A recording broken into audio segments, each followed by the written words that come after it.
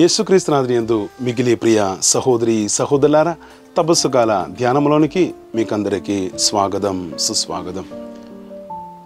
ప్రియమైన సహోదరులారా, యేసు ప్రభువు యెరూషలేం పట్టణానికి వచ్చిన తర్వాత, తన యొక్క పురప్రవేశం తర్వాత ఆయన ఉన్నటువంటి భవనమే బెదానియాలో ఉన్నటువంటి లాజరు యొక్క భవనము. ఈ భవనంలోనికి యేసు ప్రభువు 3 సార్లు వెళ్ళినట్లు మనం చూస్తూనే ఉన్నాం. ప్రియమైన సహోదరులారా, మొట్టమొదటిసారిగా లూకా సువార్త 10వ అధ్యాయంలో యేసు ప్రభువు వారి యొక్క సాధారణ ఒక దినములో యేసు ప్రభువు ఆ కుటుంబంలోనికి వెళ్ళినట్టు మనం చూస్తూనే ఉన్నాం. దాని తర్వాత యోహాను సువార్త 11వ అధ్యాయంలో ఆ కుటుంబంలో యేసు ప్రభు ఎక్కువగా ప్రేమించినటువంటి లాజరు అనే వ్యక్తి చనిపోయినప్పుడు ఆయనని చూడడానికి ఆ కుటుంబంలోనికి వెళ్ళినట్లు మనం చూస్తూనే ఉన్నాం. ఆ కుటుంబం యొక్క అతి దారుణమైనటువంటి ఒక పరిస్థితిలో ఆ కుటుంబంతో పాటు వారికి తోడ్పడడానికి, వారిని ఓదార్చడానికి వెళుతున్నటువంటి యేసు ప్రభుని మనం చూస్తూనే ఉన్నాం. మూడవసారి యోహాను సువార్త 12వ అధ్యాయంలో ఎప్పుడైతే యేసు ప్రభు లాజరుని మృతుల్లో నుంచి లేపారో, వారు ఆ సంతోషాన్ని దేవునికి కృతజ్ఞత తెలుపుతూ ఆ సంతోషాన్ని ఇతరులతో పంచుకోవడానికి వాళ్ళు విందుని తయారు చేసినప్పుడు యేసు ప్రభు అక్కడికి వెళుతున్నారు. కానీ ఈ యొక్క రోజున యేసు ప్రభు వెళ్ళినది ఆ విందులో పాల్గొనడానికి మాత్రం కాదు, ఆయన ఓదార్పును వెతుకుతూ వెళుతున్నటువంటి యేసు ప్రభుని మనం అక్కడ చూస్తూనే ఉన్నాం.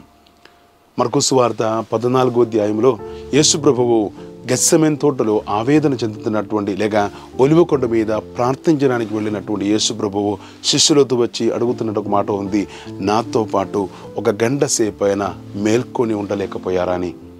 ప్రతిసారి యేసు ప్రభు ప్రార్థించడానికి వెళ్ళినప్పుడు ఆయన ఏకాంతముగా తండ్రితో ప్రార్థన చేస్తున్నటువంటి యేసు ప్రభువు తన యొక్క జీవితం యొక్క చివరి క్షణములలో యేసు ప్రభువు మానవుని యొక్క సాన్నిధ్యము, మన యొక్క సహాయం కోరుకుంటూ వచ్చినట్టు మనం చూస్తూనే ఉన్నాం.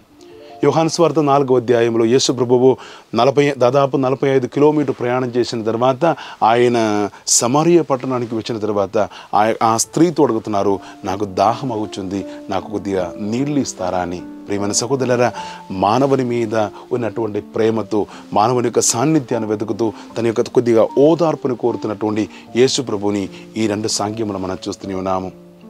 తాను పొందబోతున్నటువంటి మరణాన్ని గురించి, తాను అనుభవించబోతున్నట్టు, తాను మోయవలసినటువంటి సిలువను గురించి ఆలోచిస్తూ బాధపడుతూ తను ఒంటరితనాన్ని భరించలేక యేసు ప్రభువు ఓదార్పును వెతుకుతూ వెళుతున్నటువంటి యేసు ప్రభువుని అక్కడ చూస్తూనే ఉన్నాం.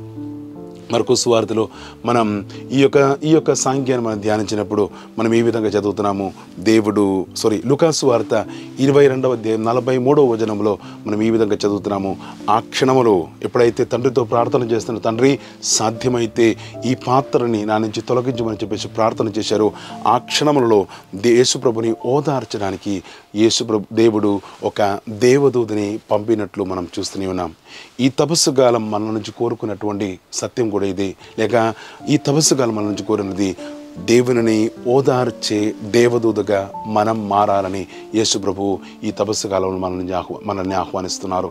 ప్రియమైన సహోదరులారా, మన యొక్క జీవితంలో మనకు వస్తున్నటువంటి కష్టములని, మన యొక్క రోగములని మనం దేవుని కోసం అది సంతోషపూర్వకంగా స్వీకరించి, అది మన కుటుంబం కోసం స్వీకరించి సమర్పించి జీవించినప్పుడు, ప్రియమైన సహోదరులారా, మనం యేసు ప్రభువుని ఓదార్చే దేవదూతగా మనం మారుతూనే ఉన్నాము.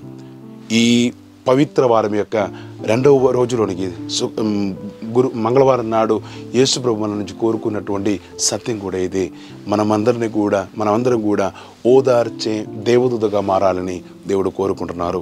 మనం చేసినటువంటి మన యొక్క అనుదిన జీవితంలో మనకు వస్తున్నటువంటి ప్రతి శ్రమలని, ప్రతి బాధలని, మనం కార్చుకున్నటువంటి ప్రతి కన్నీటిని సంతోషపూర్వకంగా స్వీకరించి దేవుని కోసం సమర్పించి జీవించినప్పుడు, ప్రియమైన సహోదరులారా, మనం ఓదార్చే దేవదూతగా మారుతున్నానని ఆ సత్యాన్ని గ్రహించి మనం ఈ తపస్సు కాలం ఇంకా అర్థపూర్ణముగా మార్చడానికి మిగిలినటువంటి రోజులు మనం అభిషేకముగా మార్చడానికి మనం ప్రయత్నం చేసుకుందాం. దేవుడు మనందరినీ ధారాళముగా దీవించును గాక, ఇప్పుడును ఎప్పుడును ఎల్లప్పుడును ఆమేన్.